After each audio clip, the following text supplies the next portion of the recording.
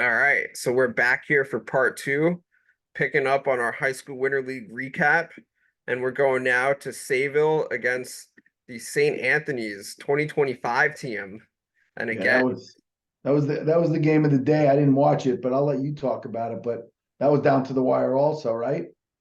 yeah, that game came down to the wire. St. Anthony's getting that 1 goal win in the end. Tess Calabria with the game winner there. But really I gotta start off with Sayville though, because I think they showed a ton of fight in that game. They didn't back down. I mean, they trailed at one point in that game 6-2, and they rallied back, man, and they actually came back, actually took the lead, and it looked like they may end up pulling that one out. But St. Anthony's, you can't count out just that loaded roster. And I mean they did have a mixture of like 24s and 25s, but nonetheless, just want to commend Sayville for the effort that they put forth. I mean, getting back Sophia Buffardi, that's a game changer, obviously. Buffardi, of course, in the 26 class. So she came up in her first game and had 2-2 and was also on the draw circle as well, hanging tough in the fight there. You could also talking about in the ground ball department, Carly Cangelosi with a couple GBs, also Olivia DeSimone. And you want to talk about scoring, Sophie Cangelosi, she was 3-1, the Michigan commit. Also the freshman Dylan McNamara, she had a couple Dude, of she's a games as dude. well. Yeah, That girl's a she's beast. awesome. And she's also playing for YJ Stadler. We'll talk about them later. But Dylan McNamara, she's really impressed these first couple weeks, whether it's playing for Sayville or playing for her club team. But but No, let's yeah, not forget. Sorry to interrupt, Al. McKenna Farrell, I believe, wasn't there because she was at Marquette's. mhm, Because she's going to Marquette, she had to go right. there. So that's a loss for Sayville. That's a huge loss. Right. And the fact that they were still in that game and had a chance to win it, again, that we know how talented they are. And they're kind of just getting started here with Coach Gary Jensen now taking over the program. So a lot to look forward to for the Golden Flashes, looking ahead to the spring season. Also no Lucy Livingston for them as well defensively. Oh, she wasn't there? Want to mention that. Yeah, Oh, that's two huge losses. I didn't realize Lucy wasn't there. Oh, okay. So that's that bodes well for them when they get all their horses back. yeah, for sure. Who But stepped up? Who stepped up for the Friars? yeah, for the Friars, like I said a few moments ago, Calabria, she had the game winner in that one. But also Jenna Binkus, she was big in that one with 3 goals and an assist. And she had the tying goal in that game when they were down 10-9. And then they came back and Binkus ended up winning that draw, which ultimately led to the game winner by Tess. So I thought that was huge, and that was really the difference in the end in that one. Do you But remember who fed Tess? Because that was a really nice feed. I'm sorry. Do you remember who passed the ball to Tess? Because it came Yeah, from yeah. I believe Megan Kenny had the assist on that one. yeah, that was a nice look. I did get to catch that. I'm looking at the stat lines, and the stat lines for St. Anthony's. I mean, it looks like Benkis had a huge day. Um, she's tough. Go to USF. I mean, Mhm. they're starting their program off the right way with some really talented kids from the island. I mean, they got kids from all over the country, but I mean, they're getting some good kids from the island. They have Amanda Ettinger, who's a Seaford kid who's there now. They get Binkus coming and Maddie Morris from St. Anthony's. Who else Yep. is coming? The kid you Uh, mentioned, Lucy Livingston. yeah, Lucy Livingston. They also have from Rocky Point, Anna Wood. She's going there as well. The Bulls from USF and Tampa are coming to Long Island. Love it. Love it. Love it. Love it. Who else stepped up? I see there's a lot of good stat lines. Megan Kenny looked like she had a day. Yeah, Megan Kenny did. Molly Heine as well, the Hopkins commit. Julia May O'Connor, the Cuse commit with the ground balls and the defense. Also Peyton McNulty adding a goal as well for the Friars. So really just like I think like a gritty win for St. Anthony's, able again after they had the lead, then let it get away. but then able to come back in the closing minutes there. I feel like St. Anthony's, I feel like just thinking about how that game went, like just the time and the situation, like you can't count them out. It's almost like Pat Mahomes or like Tom Brady with the ball, like final minutes, and if all they need is a chance, and you can't count them out. And I feel like that Friar team, it's the same way. Yeah, yeah, they're a talented bunch. Yeah, and then their senior team got to play Huntington, which is funny because a lot of these kids that go to St. Anthony's are from the Huntington area. Yep. So a lot of these kids grew up playing on the same youth team, like in PAL, they played on the same, HV Lax team or whatever the name of the team was back then. So it was funny because when they were all checking in, everybody was hugging each other from two different teams. It was pretty funny. But it's really what I love most about the sport is, the friendships and the relationships. But this wasn't a very close game, I see. Yeah, no, this was a game. I mean, St. Anthony's, they were in control from start to finish. I mean, we know all their top kids and D1 commits, whereas Huntington, they have a much younger team that's in the league, so they're still just kind of trying to find themselves.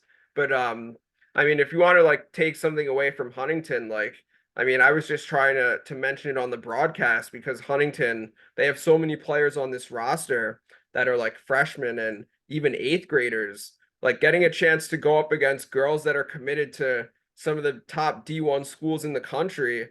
It's like, how often do you get to say, like, as an eighth grader or as a ninth grader, like, I got to go up against a girl like Tess Calabria or Megan Kenny, or like, I got to score a goal, like, for example, like Grace Klein, like scoring a goal as a freshman, scored on a Rutgers commit, Stella Quilty. Like, I mean, Yeah, look, it's a big there, deal. there's something to be said about that. Yeah, it's a big deal. It's 100%. It's a big deal. And Jolie looks like Jolie Weinschreider played well. Yeah, Jolie Weinschreider, she did.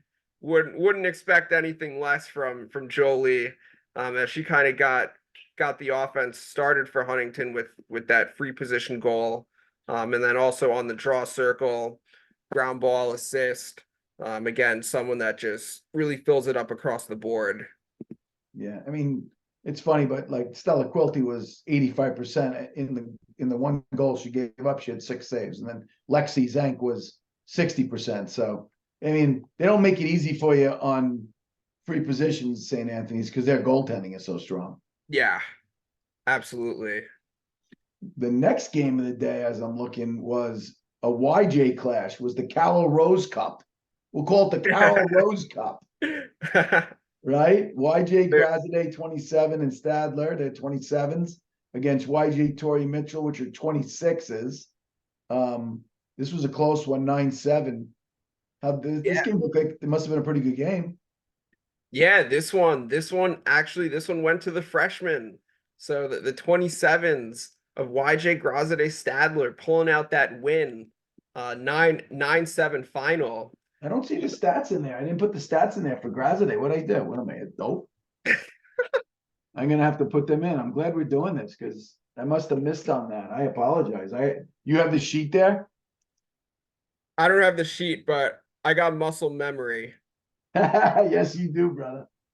Yeah, so I mean, we could talk about the freshmen. I mean, I thought Julianne Bresky, of course, the Farmingdale native, she came up big for them, as they were able to really kind of get a little lead in that one, which I thought like they were able to just kind of stay in control. Like YJ Mitchell, that they did make a bit of a run in that first half, but I think with YJ Graziday just getting out to that lead and being able to maintain it, I thought Bresky did a really good job in that department, kind of getting things started. Then you know what I thought was really interesting, because we've seen some girls across different teams like getting a chance. They may be natural defenders, but had a chance to play some offense. Quinlan Heilbron on this team getting I a love chance that to kid. play some mid and Did you really? yeah, and ended up scoring in that game. Hold on, I'm looking at the stat sheet right now. Where's Quinny? Yeah, she had a goal, 2 shots. She was 2 for 3 from the draw circle. Yeah, she started on the varsity as an eighth grader at Ward Melville. Yeah, that's how you know your game is elite. Looks like Caitlin Murtha had a good game. Had two Yep, goals. Caitlin Murtha, the young lady from ESM, from that's esports. right. I was texting with Becky today. They got 3 turf fields at ESM now. Yeah, you were telling me that this morning. I mean, They're having a huge play date for scrimmages. I think we're going to cover that on March 23rd. Like just it's like a like all scrimmage teams. But mhm. we'll get to see I think Syosset's going, Bayport, St. Anthony. Who else is going? Oh, she told me. Look at my phone. It looked like a great day of lacrosse for girls lacrosse. That's exciting. I mean, that's exciting for esports South Valley. You got 3 turf fields. How many high schools can say that, Yeah, right? not too many on the island. Here we go. Cold Spring Harbor, Manhasset. I mean, and they'd like to try to get Smithtown West if they don't have anything going on. I mean, that would be an unbelievable play day of lacrosse for girls lacrosse. That'd be huge, getting all those top teams out there. I promise everybody from Graz Stadler, I will put the stats in as soon as this podcast is over. I apologize. We can talk a little bit about YJ Mitchell. Let's Um hear it. the sophomores. One player that's really had a great first couple weeks and also plays for St. Anthony's, the attacker Madison Sussy. She had a hat trick in this game, and this comes after a 4-goal game last weekend against ESM. But she's really kind of filled it up offensively. Just a great finisher. I mean, she's like really dangerous, especially when you get around that in and around that crease area. She's been able to kind of light it up. Then you want to talk about some other players like Mia Monica with a couple GBs, Monica from Ward Melville, Sarah Richard as well, couple ground balls, Caroline Scully, Richard from Bayport, Scully from Comsewogue, Ava Tiedman from William Floyd, also in the ground ball department with a couple. But just ultimately, it was it was the day for the freshmen able to just hang on in that one. Also Haley Stratton though in the net for YJ Mitchell. She was in there in the second half. She had a pretty good game, I would say. Yeah, I mean, so I saw some stuff on social from her. Looks like she played well. yeah, I mean you save 63%. I mean, you'll take that any day of the week. Absolutely. Jumping into the next game, the Spartans, which is Sacred Heart, against the WOG Warriors, I like to call them. Was this a competitive? It looked like it was relatively close. The final was what, 14-9, Yeah. but it was 8-6 at halftime, right? Yeah, like this was a game where it kind of just shows that this sport is a game of runs because like at one point Comswag, they actually after trailing by a couple goals came back to take a lead in the first half, I believe at 5-4, and then Sacred Heart, they rallied back and then grabbed that 8-6 lead at halftime, and then in the second half they were just kind of able to pull away there a little bit. But I think this is one where the final score may not necessarily show how this game actually transpired. But if you want to talk about the Spartans, I mean, Katie Flaherty, the Virginia commit, she had a day with 4 goals. Um, kind of really providing a big spark for the Spartans. Also, Colleen Thieck going to Virginia Tech. I thought she had a couple of big goals at times where I thought the game really could have swung into the favor of Comswog, but not just the fact that she scored 4, but some of them were also timely when Sacred Heart kind of needed them. I thought that was big for them. Sienna Prisco, she had a hat trick. Prisco going to Marist. And you want to talk about Kaylee Frabert. She's just another really great pure athlete. She's so I mean, fast. but yes, like lightning speed, big on the draw and ground balls, just kind of really does everything. Brings a little bit of everything to the table. Frabert, the USC commit. And Sacred Heart, they're that one team where they're switching goalies on us. We gotta have a spotter for Sacred Heart Yeah, between. I get DMs or texts from somebody. I don't know who sent them to me, but we get the updates so we get it right because we screw up the the goals against because they changed the goalie like while they're running up the field. Mhm. It's not like because they have three of them, which is great. Right. Coach Cole does a great job. Katie Cole's dad, who coaches wrestling at Chaminade, has done a great job rotating the girls and getting all the girls in. And they got some young guns playing. I saw that Maya Farelli, had a couple goals. Mhm. Looks like my girl McNulty had a day, huh? Oh yeah. Gianna McNulty for Comsewogue. She's been lighting it up in this league. And she had a goal where it looked like she didn't really have much of an angle at all to even get a shot off, and she somehow scored. And then Corey and I, we kind of turned and looked at each other because we were doing the game together, and like our eyes just lit up. Like we were like, what just happened? Like, how did that go in? So Yeah. she was really instrumental, excuse me, instrumental for Comswog. She was 3-3. And it's just like it was so interesting just like talking about her game. And it's like as an ex-attacker, like we're sitting there saying like watch out for her, like she's super dangerous behind the cage. And it's like right on cue, she would come up with a big play for Comswog. Yeah, it's fun to watch. Fun to watch. I see Guzman's playing well. Yeah, Vienna Guzman, she also had a hat trick in this game. Cameron McCrary, another midfielder that she's always going to give you something, whether it's scoring, ground balls, just an all-out hustler. I feel like out on the field. Yeah, I saw her leg was wrapped. I wonder if she's injured. I noticed she had a big wrapping on her thigh. I wonder if she's okay. Well, I like to say about Comswag kids, they're kind of built different. Oh yeah. Oh yeah. For sure. For sure. Yeah. It's a dog fight every time you play them. Hmm. Absolutely. The next game looked like a really good game, JV wise. Westhampton's JV and YJ Friedman 29s, 12-10 Westhampton, but was that as close as it looks? Yes, it was. So this game, just another effort that you got to commend for YJ Friedman, the 2029 club team, really holding their own against Westhampton.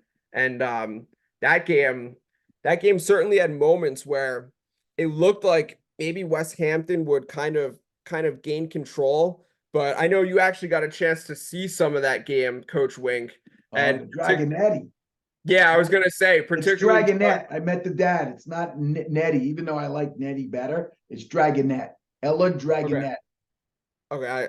We were saying Dragonette, so I know, but I like Dragonetti because it's more Italian. but You know yeah. me.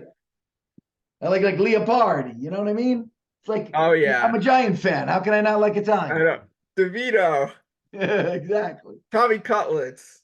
Exactly. Exactly. Yeah, she made a play at the end of the first half.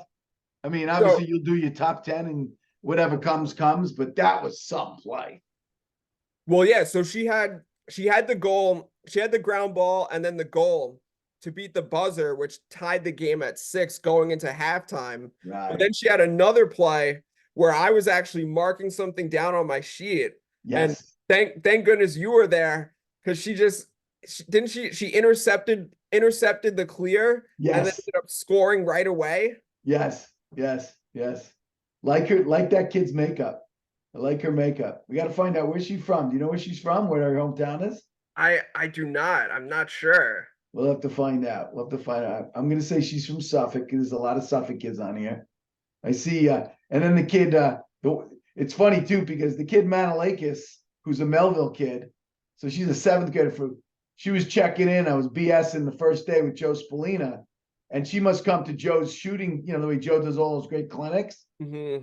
And Joe goes, "Look out for this kid." So she gets on the free-po and she starts her stick winding up. And I'm Yeah. like, she looked like Alexa, like a little Alexa Yeah. Spallina, and she stung the corner. I was like, yeah, let's go.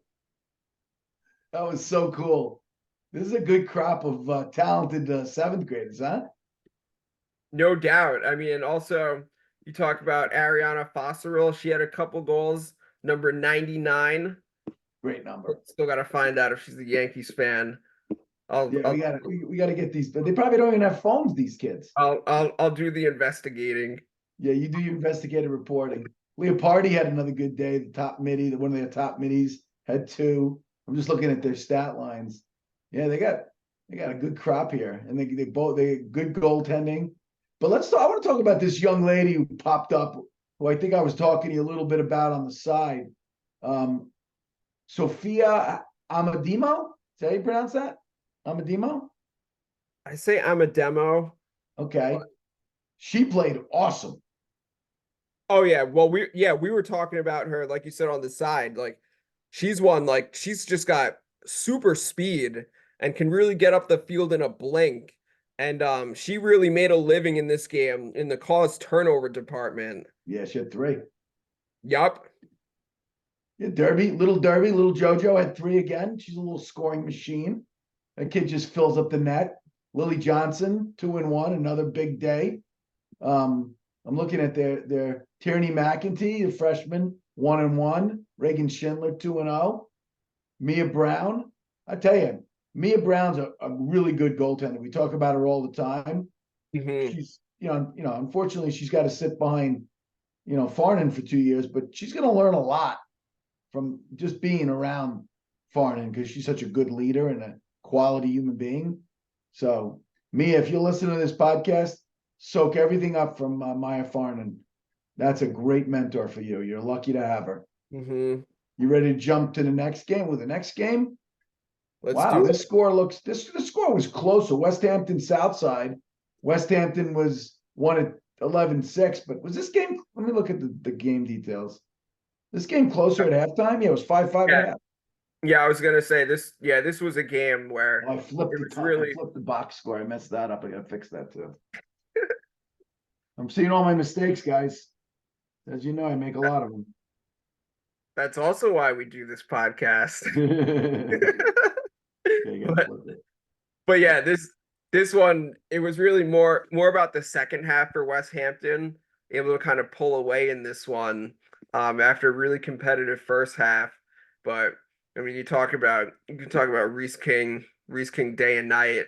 She had 5 goals, also an assist, and again making a living on the draw circle for West Hampton. They also got a couple goals and an assist as well from Peyton Warby. Um, Also Ava Derby, big sister to Joe Derby with a couple goals and an assist as well. And just really again a game where it was more so about the second half with West Hampton just kind of able to take control in that game. And then again when you got Maya Farnan in the net, like goals are typically going to be hard to come by for oppositions. Yeah, she doesn't give a lot of double digit games, Farnan. Right? I can't Yeah. remember too many double digit games, West Hampton. I mean, obviously Bayport was the best last year as far as, I think they were like 4 and change giving up goals through the season. It looks like for Southside, Caitlin Haggerty had a day. Yeah, Caitlin Haggerty, the UVM commit, she came up with 3 goals for Southside, as that was a game in that first half. Also, a couple goals from Avery Testa, the attacker going to William and Mary, and Southside again defensively, Morgan Harloff. She's definitely one to watch, like not just in this league, but also in the spring season as well. And then looking ahead, that she's going to Stony Brook, but she's definitely one of the top defenders in that 24 class here on the island. As she had a couple ground balls as well as a takeaway in this one. Yeah, I'm gonna tell you something. Southside's gonna be watch out for Southside this year. Even though some of these girls aren't Southside girls, the Southside girls can play. They can definitely play. I'm clicking now. Back to our list. Sorry guys, I was ADHD here. With a Manhasset ESM game. That was interesting, huh? I think our girl from Vanderbilt went off in that one, huh? Oh yeah, you're talking number 5, Shea Panzik. had Holy a cow. day. But this What's he game, do? so this game, it was kind of similar to Manhasset's first game against Sayville. Fell behind but early by a couple goals, and then just out of nowhere, like you snap your fingers, and then they kind of pick things up from an offensive standpoint. And like once they're able to get going and get in sync, this team is tough to stop because it really kind of turned for them in the second half. And Panzik, she just really looked unstoppable. Like there was just nothing that ESM was able to do.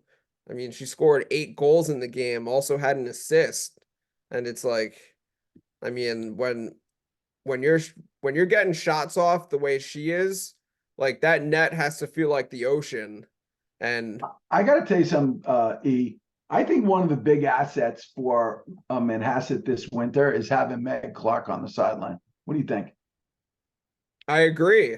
Because there's certain I mean, we know how it is. Like some teams they're here, but they don't have their head coach. But I mean, it is what it is. But when you can have your head coach for the winter league, like it's a luxury. It's a great thing to have because you can use that to kind of see if you have like younger players on your roster for the winter league, if they're going to be potentially in the mix for the spring season, making that varsity roster. Yeah, and that's a huge asset. But what I like most about it is the head coach can watch their kids play and give them constructive criticism and improve way before the season starts. So, like, Yep. if you imagine getting pointers from a head coach as a young player and then going to work on it January, February, and then tryouts start. Now all of a sudden you come back and you're like, coach told me to do this, this, and this, and you work your butt off and you Yep. make your squad. Exactly. So it's a home run for those kids. So hopefully these kids are doing that are being coached up by their coaches and they get that opportunity. How did anybody from ESM step up? They must have. They scored 10 goals. Yeah, once again, Amanda Sweeney, the Oh, future Cincinnati Bearcat, she had 6 points on the day, 4-2. And she was big in ESM initially getting out to that lead in the first place in that first half. yeah, she's a bear, huh? She's a very tough cover. She's a Hmm. tough cover. You know what I mean? Like there's certain players out there when they're tough covers, everybody's eyes when she gets the ball are watching her. So when they become really good passers, they're that much better. Like Baffardi made a pass in the St. Anthony game, the one that put them up by a goal. Everybody was watching Baffardi because she's such a good dodger and she's Hmm. two-handed. And Hmm. then she just found the girl in the low pipe, like the girl caught the ball and just dunked it. But what people have to realize when you dodge like Sweeney and Baffardi and Mine and Eisfeld and those type of players, you're a Chernoff, you end up like causing people like coaches stay up late at night trying to figure out how to stop that. Yeah. Pretty cool. Pretty cool. What do we got up next? So up next Ooh, we this is a got game. Wantagh Smithtown West, another This game another came down to the wire, didn't it? yeah, this was a game where Wantagh they lived up to their nickname, the Warriors. That's exactly what they were in this one. Coming back, they were down by as many as 5, trailed at one point 6-1, and Smithtown West just looked like they were in complete command. And then like to be honest, like it's hard to explain like what happened, but you gotta credit the Wantagh Warriors for coming back. I mean, Sienna Diglio, she was 4-1, Juliana Sarasi 1-2, and again, so instrumental on the draw circle. Also had a few ground balls. Um, Down the stretch though, when this game was kind of hanging in the balance, they got the game tying goal from the sophomore Madeline Drago, and then the game winning goal actually came from Sabrina Azadurian, another sophomore. So this two sophomores coming up clutch for Wantagh down the stretch in this one. and they were able to just mount that comeback and come away with that 9-8 win. You know, it's funny when you talk about Warriors or, you know, what kids do. I've noticed with the girls, they don't get down when they're 5 goals down. You see it a lot. It's kind of like hoops. It's a game of runs. Yeah, that's exactly what it is. It's just like basketball. Like it's all about having momentum, and the momentum can swing so many times throughout a game. And you know that's an interesting point that you make, like about them not getting down. And I feel like it's so much harder to stop the momentum in girls lacrosse just because by nature only having the 2 timeouts a game. Now in a league like this where it's just running time. You're going back and forth. Like you don't get any timeouts. So that kind of makes it even more impressive. I mean, I know we have the shot clock, so that also adds another element to it.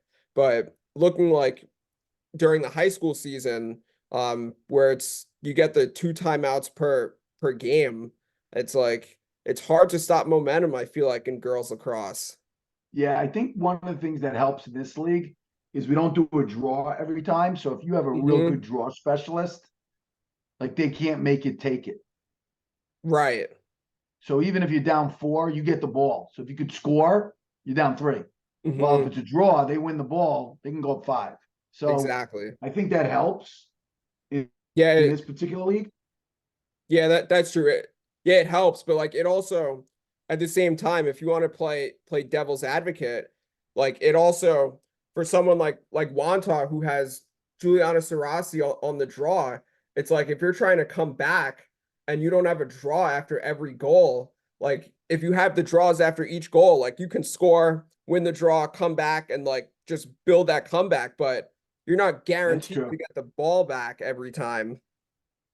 Yeah, like if you have Gilmore on your team, because she's in team, she wins the draw a lot. How'd she, well, we'll get into her when we go to her team, but how'd she do on the draw? You're She's one talking. of the better draw kids. Gilmore, did she take the draw Oh, for her squad? yeah, for Team Excelsior. Yep. Yeah, we'll get into that. I'm jumping into, I know I'm jumping around. I apologize, guys. Did you go over to Smithtown West roster yet? No, no, I was just about to do that. I mean, for Smithtown West, you can talk about their attack between the sophomore Alyssa Lorfus. She was 2-2 with 4 points. Kate Theofield, the Rutgers commit, another really nice game for her, 3-1. Also shout out to Grace Theofield, the defender going to Binghamton, with a couple calls turnovers and some ground balls as well. But just Smithtown West just unable to kind of stop that momentum that Wantagh was able to build in that game. Yeah. Moment. It's funny. I was watching one of the boys' games on Sunday night, and it was Syas. I think was it Syasa? No, it was Smithtown West boys. Remember they went on that run? Yeah, yeah, the second half, like Nico Cottage, he just completely took over at the X. Yeah, and that's the problem. You can't stop the run because we do a face-off each one. Right. So that hurts them in that sense. You know what I mean? Yep. I'm really proud of myself, Ellis. While you were talking, I think I've gotten the stats in. So anything I Nice. screw up, let me know. All right, so now we're moving forward. Yeah, now we're up to Miller Place against Commack. So Okay.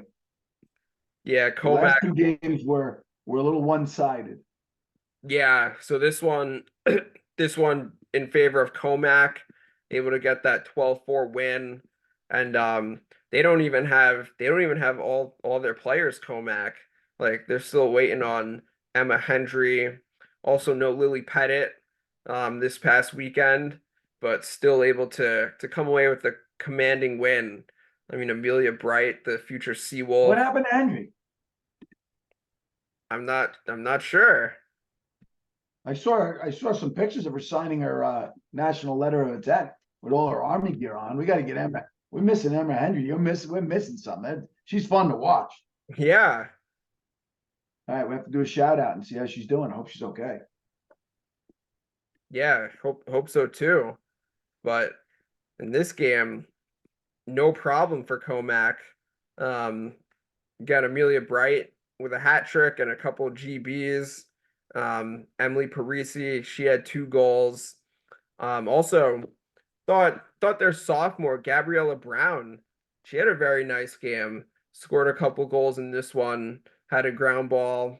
Michaela Burke, she was also 2-2 for 4 points. Ground ball department, Sarah Frank, the young gun, she had 4 GBs. And in the net, Olivia Bezmalinovich, she was 60%. Ooh, that's an NBA name.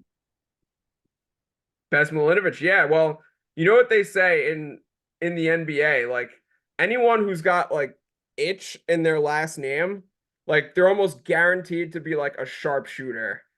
Like Oh, is that right? that's what they say. So like An you got H in their last name.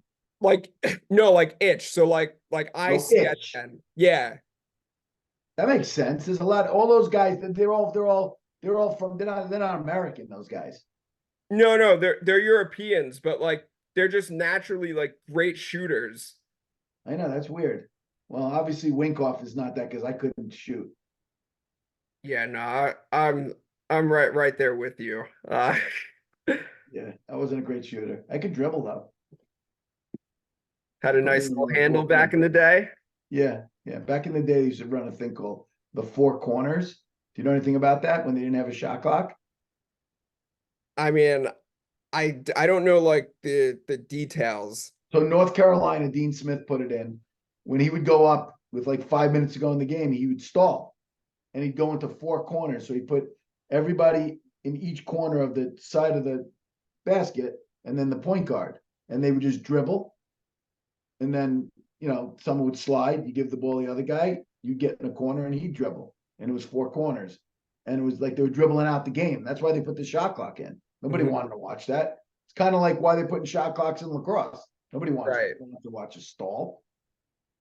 Not fun. But they used to put me in the dribble when it was stalling. That's the nature of the conversation. All right, we're moving on to Excelsior Long Beach. Sorry, guys, had to bring back Coach Wink's youth.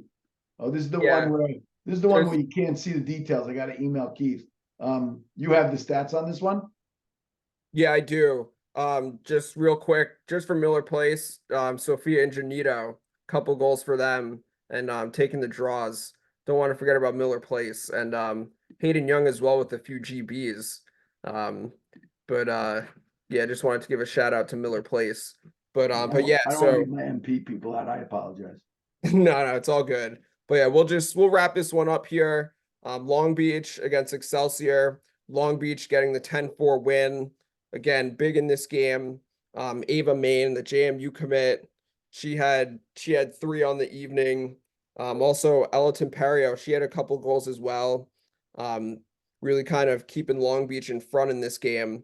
They were able to actually shut out the Excelsior team in that first half. Under a minute.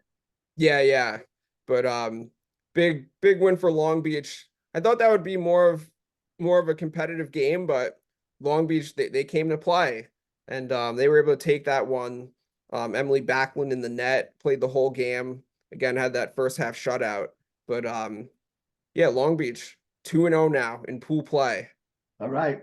After this weekend, we'll have the playoff brackets up. We'll see everybody in our next podcast and everybody Thursday night. All right, take care, everyone. Later.